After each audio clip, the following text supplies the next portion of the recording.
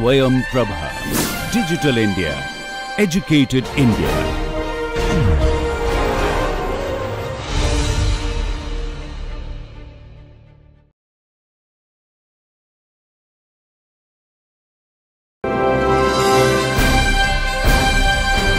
Swayam Prabha. Digital India. Educated India.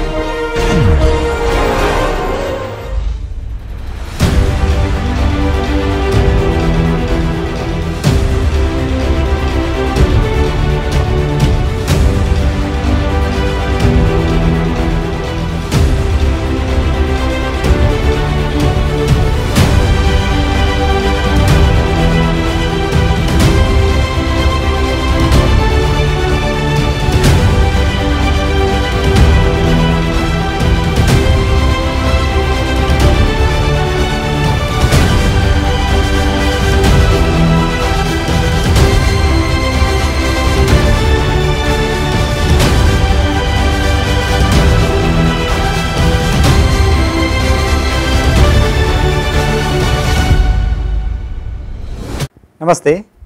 In this session we are going to discuss about human resource management practices in small firms. After this session you should be able to recognize the role of HRM function in startup firms and small firms, identify the prominent features of human resource management practices in small firms, appreciate the issues and challenges of HRM in small firms. We will also discuss, and after that you should be able to identify some IT based tools for HRM processes and practices particularly useful in the small firms, and we will also discuss new codes of labor in India. So, we are going to discuss the new codes of the labor in India which are ready with government, yet to be notified but cleared by the parliamentary committee, and those codes have implications on both small firms as well as large firms. So, in this session we are also going to discuss the new to be notified but accepted codes of labor in India. Before we discuss about HRM practices in small firms, we need to recognize that organizations, particularly business organizations, go through several stages of development. These stages of development are captured in the Griner's model. This model talks about different activities at different stage of growth of firm. It also talks about certain crises which are generally linked to certain specific stage of firm. Any firm or organization starts with a small number of or few number of people. In the that is called in the Griner's model phase 1. In the phase 1, the management focus happens to be making and selling the stuff, selling the product or services. In this stage organization structure happens to be informal, top management style is generally individualistic and entrepreneurial in nature. Their control system is their own market research, so they do not have any other department for control. They are directly interacting with market, and based on their market research which can also be semi formal or not very formal interactions in the market, that is their major control system, and ownership decides about the management rewards. In this stage leadership crisis takes place. That means once the business is started and it start operating, organizations have to decide about who will lead them. Generally firms are started by a group of people, and in those cases who will lead firm to the next level, which is about the growth phase, that is the crisis, and firms which are able to deal with the crisis are able to move smoothly to the next phase. This next phase is of the direction. First phase was about creativity, ideation, identifying the best idea, refining that best idea and implementing that best idea in terms of launching the product, getting foothold in the market. In the second phase, the challenge is about direction, working on that great idea continuously and gaining efficiency in production and excellence in service. These are the two prominent concerns of any firm in this stage.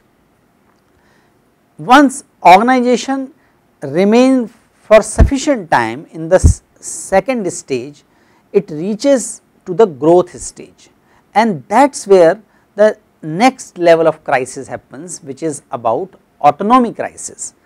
In the previous phase, till the time organization is small or group is very small, entrepreneurial leader himself or herself can manage most of the activities. Many a time decisions happens to be centralized.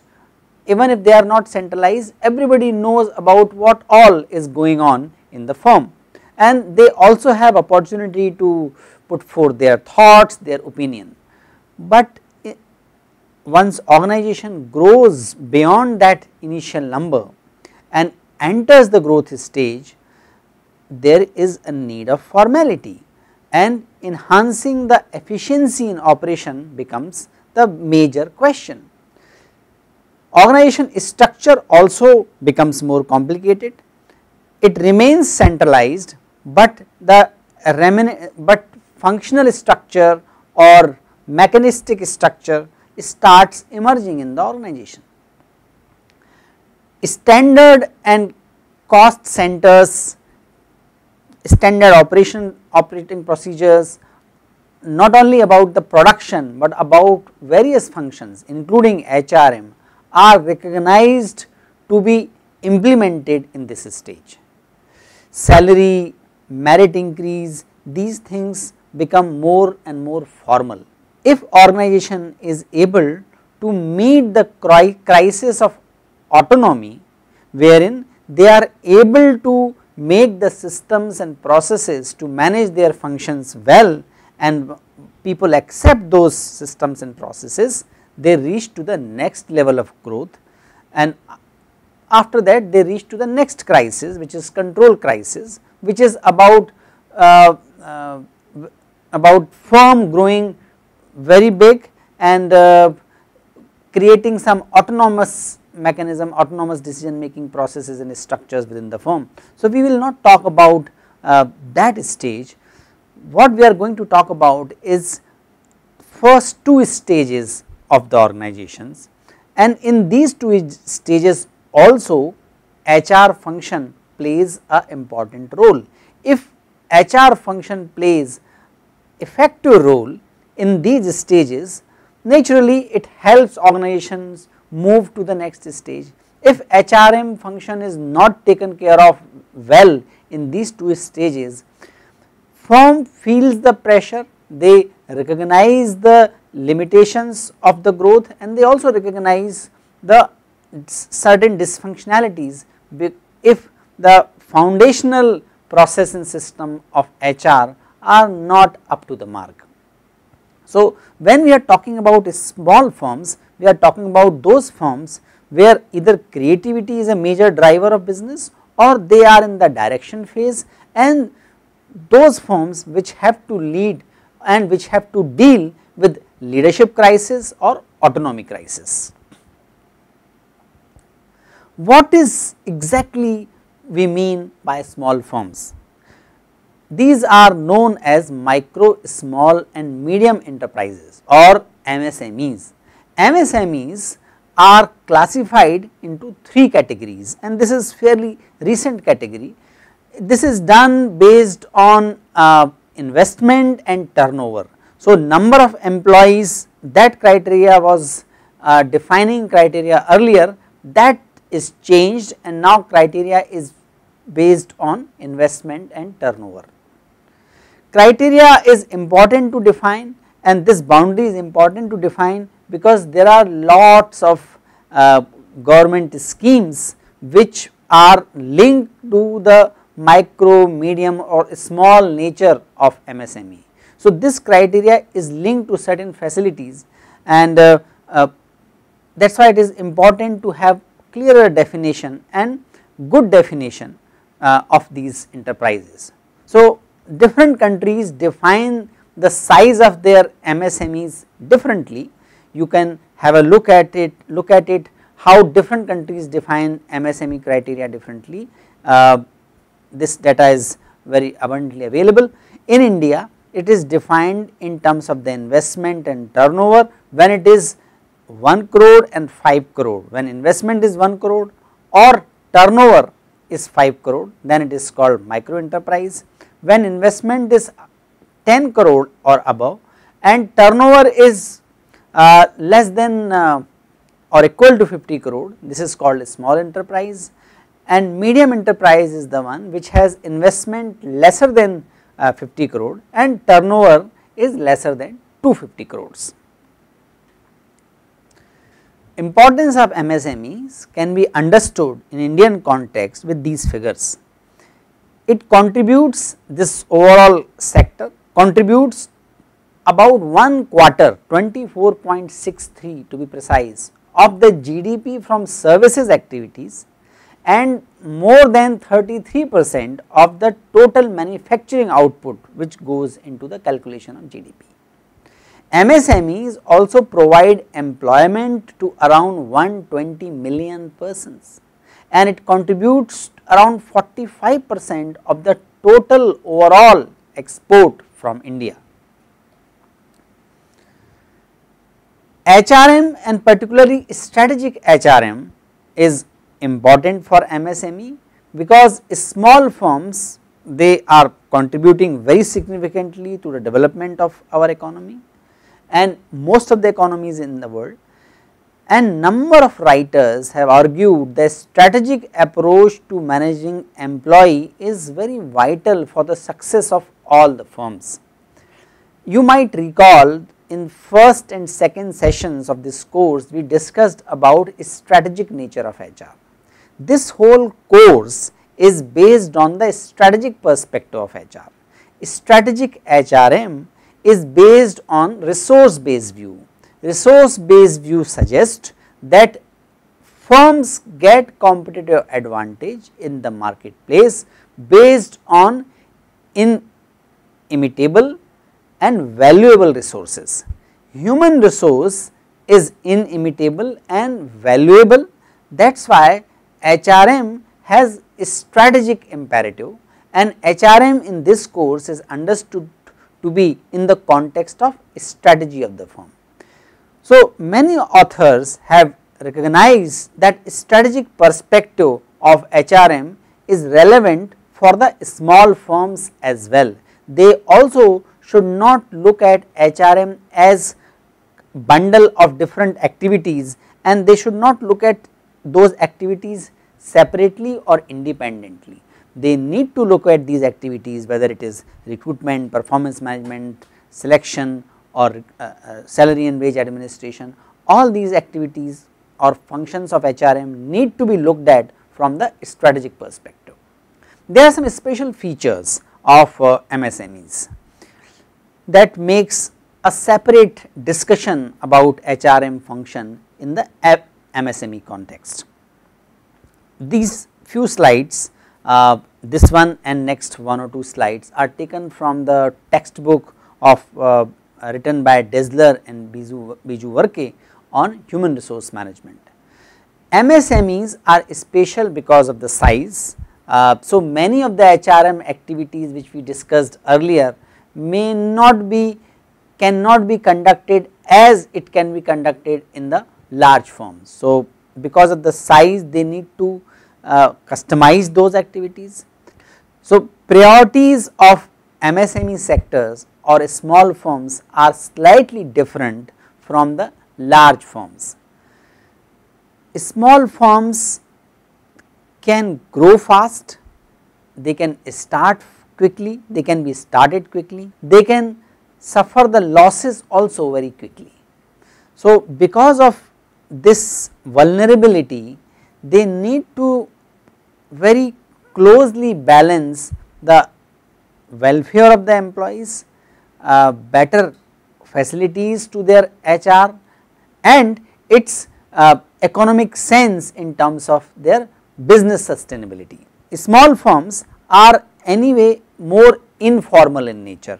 Because of the informal nature of the interactions of the people, there is a need to balance the professionalism in the HR practices as well as their employee friendliness of the practices.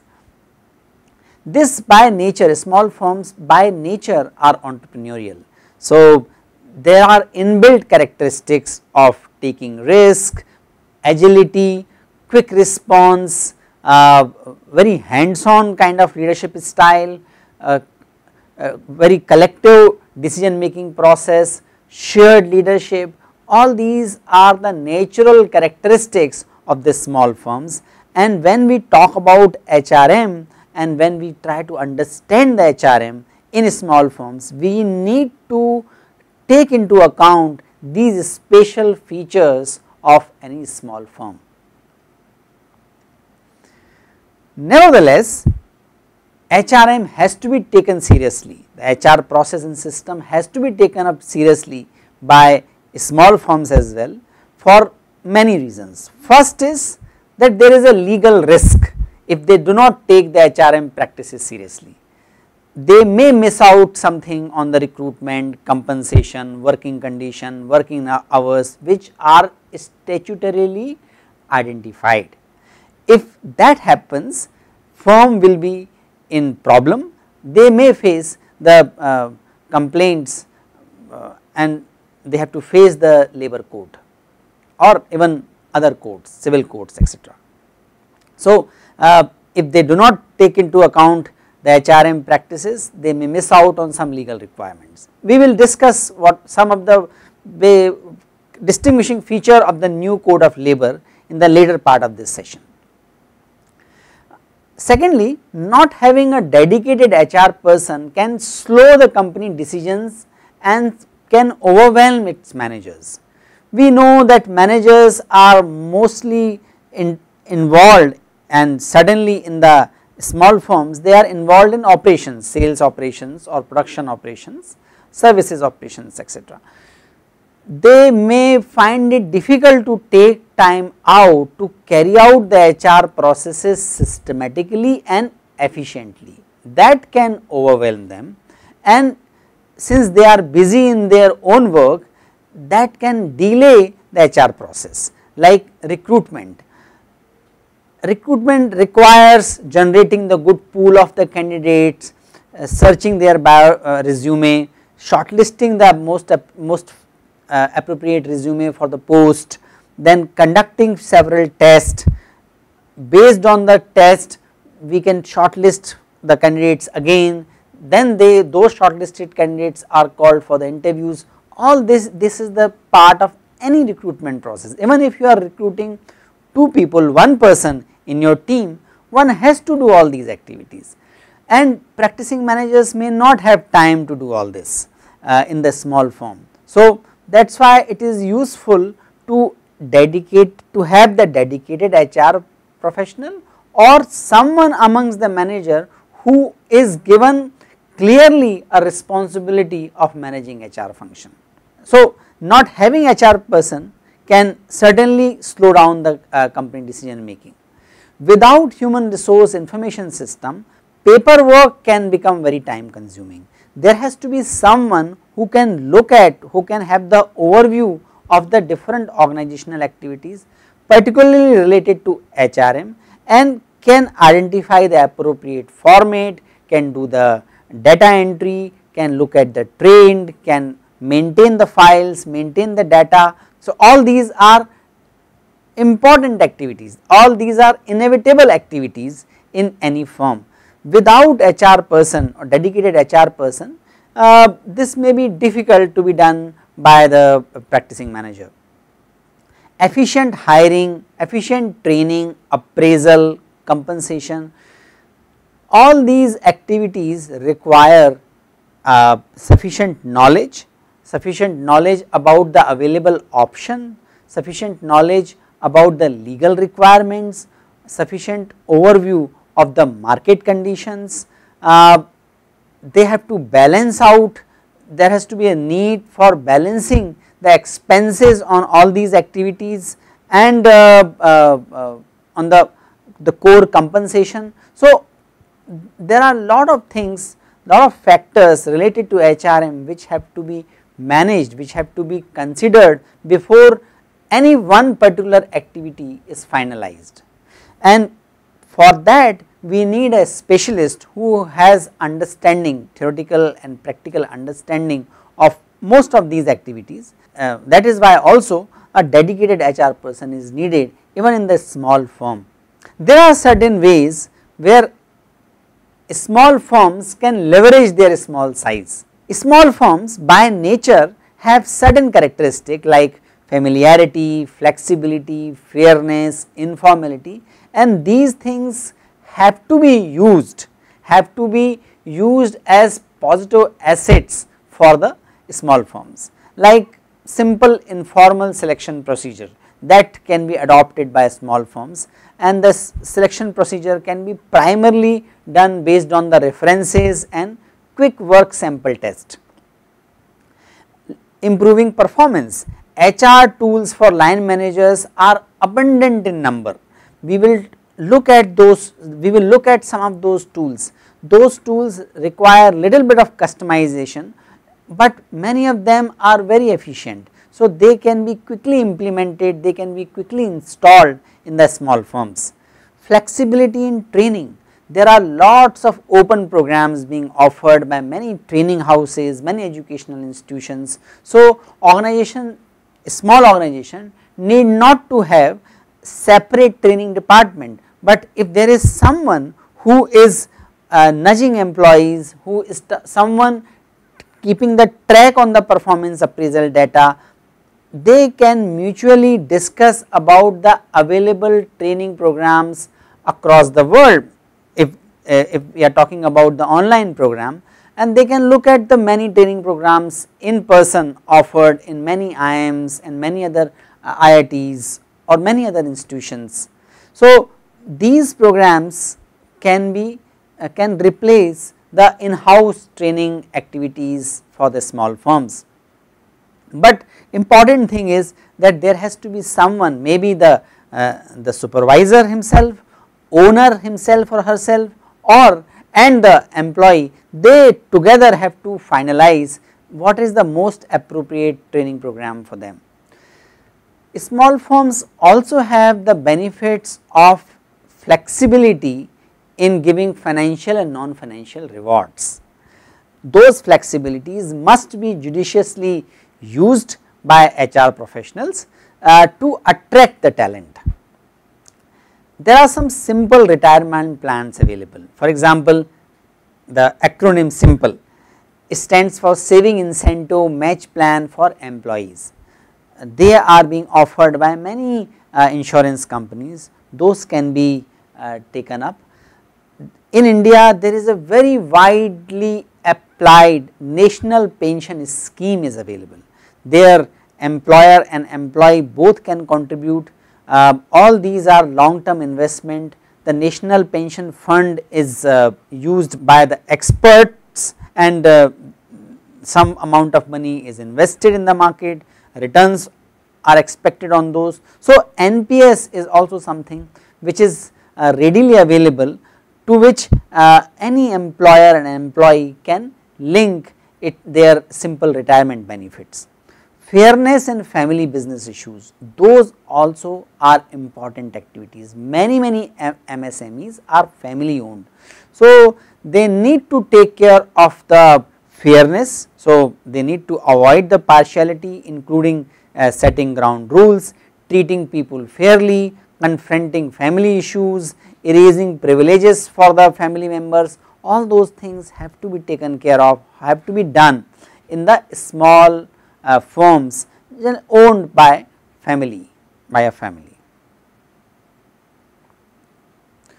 When we talk about family owned MSMEs, and large number of MSMEs are family owned, we need to dwell with few questions like what are the family based antecedents of HRM, how do family members interact with non-family member employees, how do families manage HRM practices that are unique to family firms, and towards what are the consequences of those HRM practices for the firm.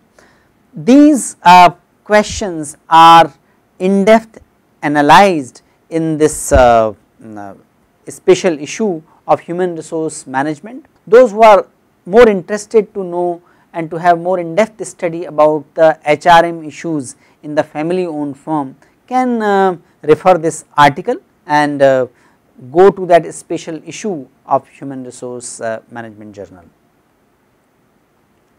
There are some special features of family owned businesses in terms of HRM. So, first is the positive halo effect. That means all founders have imprint processes based on their behaviors and the norms they follow on the HR practices of the firm. Those imprints can be useful as well as harmful. Families need to recognize that once certain thing comes as the imprint of the follower, it need not be always there. Different generations can re-imprint based on their norms and their processes, and that can keep the HR function of the new habits can be developed, new cultural values can be instilled, and of course new HRM practices can be implemented. So, re-imprint is possible, but we need to recognize that imprint is a inevitable feature of the family owned business in terms of the impact of the founder on the HR systems and processes. Another thing is called bifurcation effect. This is a situation when family member employees are treated differently from non-family member employee. There has to be conscious effort to remain fair in the treatment of the family member employees and non-family member employees. If the family member employees are given extraordinary privileges, unfair looking privileges, that can demotivate the non-family member employees. So, that has to be taken care of. You must have heard some examples about some of the business leaders whose sons or daughters joined business and they have to go through the same rigor as management trainee or shop floor workers as any other employee had to go through. These are great exemplars. These examples suggest that these business leaders want to reduce the bifurcation bias to the extent possible. Socio-economic wealth is again a very important feature of family owned businesses. That is reflection of the bonding and attachment of different family firms founder. This wealth shapes the business objectives and culture both. Socio-emotional wealth arises out of the bonding of the family members that can act as a glue, that can act as an excellent positive medium to resolve conflict, that also result into formation of positive identity for the business. So, whenever we are talking about family business, we need not to look at only the financial turnover, we also need to take care of the socio-emotional wealth of the firms as well. There is something called spatial triad in the family business. This triad is the reflection of a social exchange between family leader, non-family CEO and old generation family owner. Interaction between these three, interaction among these three decides the tenure of CEOs in the firm. If this interaction is pleasant, if this interaction is functional, productive, CEOs tend to stay with the family owned firm. But if this interaction of the three parties is not pleasant, it is not legal, or if it is not productive, CEOs look out for opportunity, other options, and then they move on and CEO turnover increases. So, spatial triad must be carefully understood and managed in the family business. HR can play a significant, very important role in ensuring that interaction and social exchange within this spatial triad remain productive and remain pleasant. Nepotism is also a natural feature and can be detrimental in the family business. Families which are focused, which are primarily concerned for having their influence and control on the business, they play the nepotism more often, and that nepotism generally has negative impact of HRM as well as the productivity of the firm. Those firms, those family owned firms where family is focused on the positive identity of the family, there you will see much less of nepotism. Mentor prodigy combination, that also happens to take an interesting twist in family firm based on who is mentor and who is protege.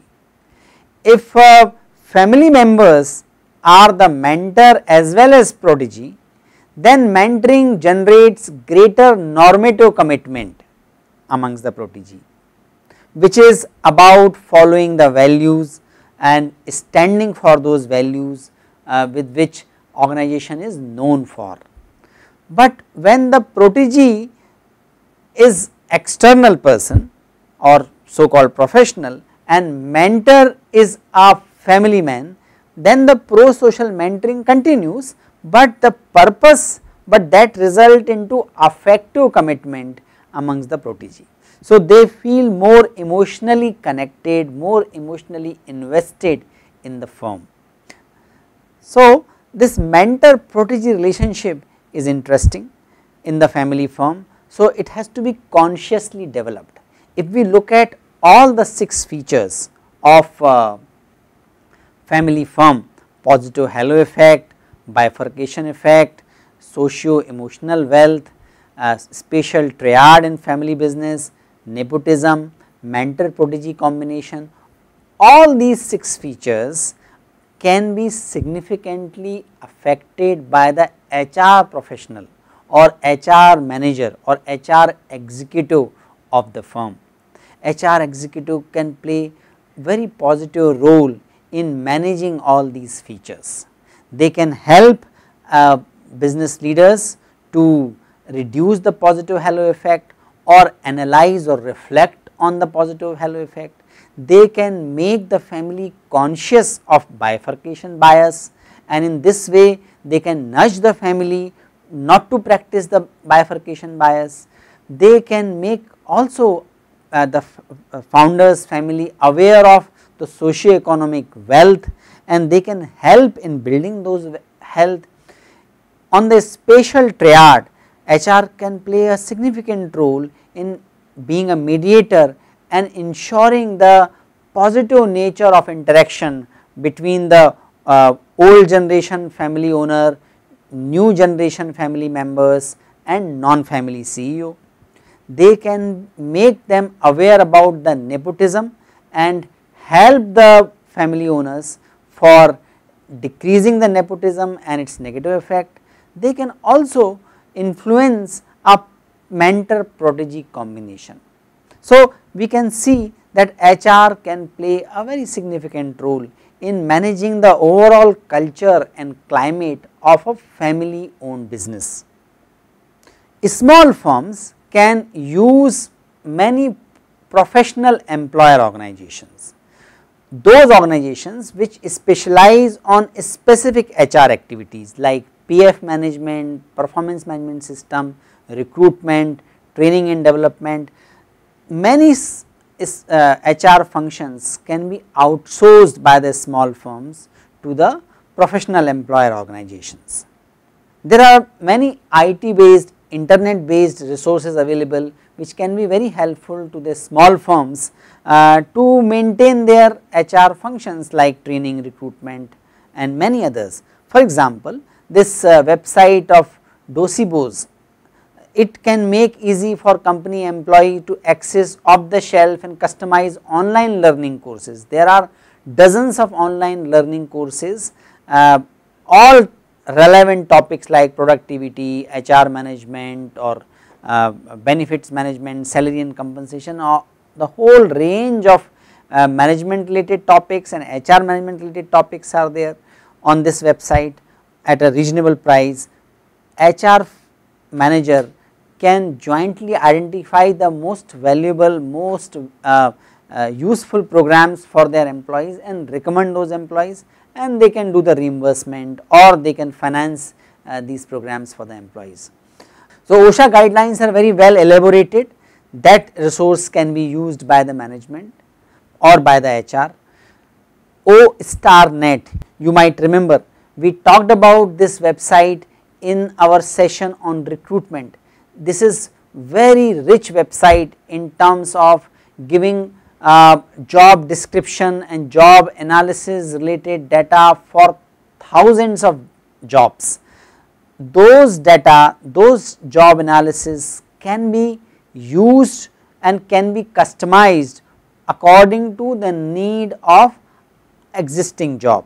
So, that is a very useful resource to do the competency mapping and job analysis, and it is particularly useful for the small firms who cannot afford to have full timers looking at the job analysis and competency mapping. There are a lot of freely available tests and reasonably priced tests available which can be used, which are scientifically developed and which can be used for the selection and recruitment process. This is one example like Wonderlic personnel test. It measures the general mental ability, it also gives the predictive index in terms of professionalism of the person, in terms of their commitment for the job, on many of such things. So, there are many such tests available. Organizations can use, small organizations can use these tests and the selection tools for selection and recruitment process. Then there are many other resources like HR Direct, that is the that offers the variety of HR material. You must have recognized that there are lots and lots of forms are required related to various HR activities like recruitment related forms, performance management related forms, training and development or training evaluation related forms, or even exit interviews. So, forms and formats are required at many, for most of the HR practices, for most of the HR functions or most of the HR activities.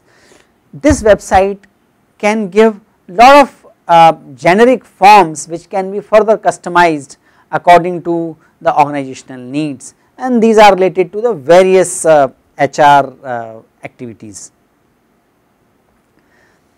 Along with this these repositories and net based resources, there are some IT based tools as well to manage the HR processes, and these tools also can be very useful for small firms. First example comes to my mind is Zoho. Zoho is an Indian product, excellent administrative HR tool. It does performance appraisal, it helps in time and attendance tracking, it helps in leave management, it is it can be customized, it acts as an employee self service, it can work on mobile app on the Android environment. So, it can request time off even when they are not in office. So, this is very useful tool for the small firms very user friendly tool, can be operated, can be useful, can be operated on the mobile phones as well. So this is one example of readily available software to manage the HR processes and systems, and particularly relevant and useful for the small firms. Another example of the HR tool is Bamboo HR. It is a cloud based core HR solution designed to meet the small business administrative needs. So it has central repository which contains the employee information, salary history, benefits, qualifications, training received, etc. And this can be accessed by the employees as well, and so it has a repository as well as the inbuilt forms, and both are linked. So HR activities can be carried out, and the data generated in this activity automatically gets saved in the repository. So this is also one of the very useful tools of managing HR without large number of human resources. So this is one another HR package available for the small firms, which can be used by the owner managers or other managers for whom HRM is a part time job. For expanded use, Bamboo HR integrates with many popular applications like applicant tracking, e-signature, payroll, performance management, and this also can operate on the Android environment and iOS environment both. So this can also be very useful. There are many tools, many such tools are available, like namely or Elite HRM, Facto HR, Darwin Box. Darwin Box also have a chat box available inbuilt in the software, so which can be used for the, which is like a small robo to address the queries immediately through the chat. So these are many such softwares, most of them are, which is being presented here, are useful, they are good, large number of firms are using these software. So these can be used by the small firms that can help them to manage their HR activities professionally without investing number of hours or number of resources specifically for the HR process. Now we will talk about new labor codes. New labor codes are related to wages, industrial relations, occupational safety, health and working condition, and on social security. Before we look at the peculiar features of these codes, we need to understand why these codes are so necessary and why this is an important reform. In 1991, India did the economic reform, but labor reform is still unfinished agenda, and these codes seems to be promising in addressing the issues of labor reform. This is very important because otherwise there are 200 state laws and about 50 central laws to govern HRM at workplace. You can understand how complicated this task can be. There are so many provisions related to trade union, working condition, compensation, leave. There is overlap in the several central laws. There is also a overlap on the central laws and the state laws. Some state laws are very peculiar. They were formed at one stage when it was very important for the state to implement that law, but some state government sometime dig out some of these laws and they use those laws to arm twist the commercial establishments. So that also happens. There are so many examples like this. So there is a need to have some stability and simplicity and if elegance, if it is possible, in the labor laws in India. To address this issue, these codes were suggested. So, we will look at all these 4 codes in terms of their special features. So, codes on wage says that at least 50% of the wage must be the gross remuneration. Till now what happens, many organizations have even up to 60-75% of the wage given as incentives, as performance linked incentive. When the component of the core wage is less, they save on PF and they save on many other benefits which are calculated on the total gross remuneration, on the core wage, core element of the wage. So, in the new code it is made mandatory to have at least 50% of the total gross remuneration as a core wage of the employee. Fewer minimum wages. Till now minimum wages are set by different states according to the economic condition of the state. That brings a lot of complexity because different states have different minimum wage. So, floor wage is something which is set by the federal government and state cannot set the minimum wage below this floor wage. So, that will ensure some kind of uniformity in the minimum wages across the states. Third is gender neutrality. For the same work, similar wage must be given irrespective of the gender, and that also includes transgender community. So, this is also one code which is implemented to ensure the equality at workplace. The next set of codes are related to industrial relations. Some of the special features of industrial relation codes are hiring fixed term workers.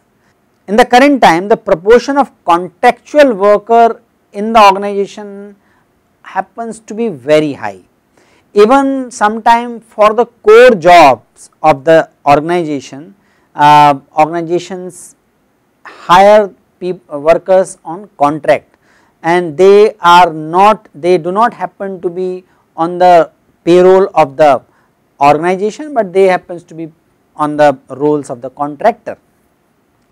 So, this new code suggests that organizations must have fixed term workers for their core job, and employee benefit like gratuity payment has to be paid to those workers. Standing order is a term and condition of employment that is issued by the government that must be followed by the employer.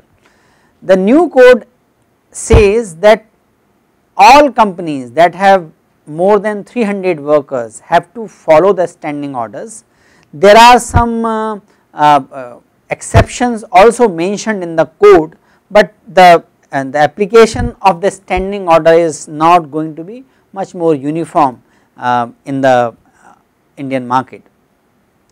New code also suggests to have a grievance redressal committee, and in the grievance redressal committee there has to be the representation of the workers as well, and that has to be formed even in the companies with minimum 20 workers.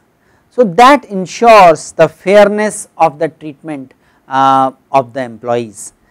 Threshold for terminating worker, which till now was 100, that means if we have to wind up the business, and as a result if we have to say goodbye to all the workers or all the employees, and that can happen, that is not an uncommon situation in a capitalist market, or when there is a dynamic market is becoming so dynamic, these things do occur.